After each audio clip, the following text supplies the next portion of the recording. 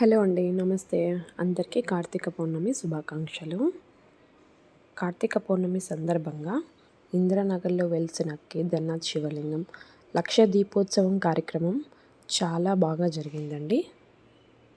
నిత్యం ఇంట్లో మనం దీపారాధన అప్పుడప్పుడు చేయలేని పరిస్థితుల్లో కూడా ఈ కార్తీక పౌర్ణమి రోజున 365 ఒత్తులు వెలిగిస్తే సంవత్సరం అంతా వెలిగించినట్టు మన పెద్దలు చెప్పుకొచ్చారు.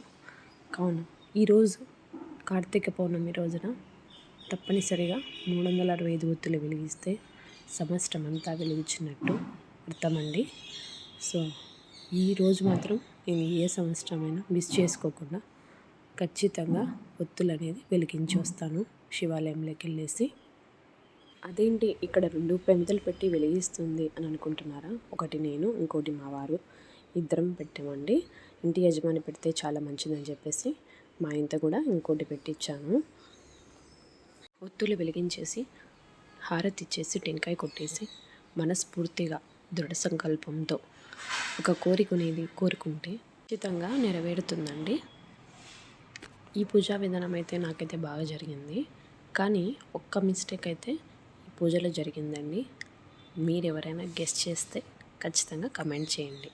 బాగా గమనించండి, మీకే అర్థమవుతుంది. వీడియోలో మొత్తం ఎక్కడ స్కిప్ చేయకుండా చూడండి, మీకే అర్థమవుతుంది. నేను మా వారి ఇద్దరం ఒత్తులైతే వెలిగించేసాము. పూజ అంతా చాలా బాగా జరిగింది. శివయ్య ఆదరణతో నేను, మా పిల్లలు, మా ఆయన లోపలికి వెళ్ళేసి దండం పెట్టేసుకొని హారతి తీసుకొని టెంకాయ కొట్టేసి వచ్చేసామండి. శివాలయాలలో స్వామిని అయితే తగలనివ్వరండి, కానీ ఇక్కడ మాత్రం స్వామిని తగిలి దండం పెట్టుకోవచ్చు అని చెప్పారు. ఈ పౌర్ణమి రోజున శివాలయాలలో చాలా రద్దీగా ఉంటారండి జనాలు.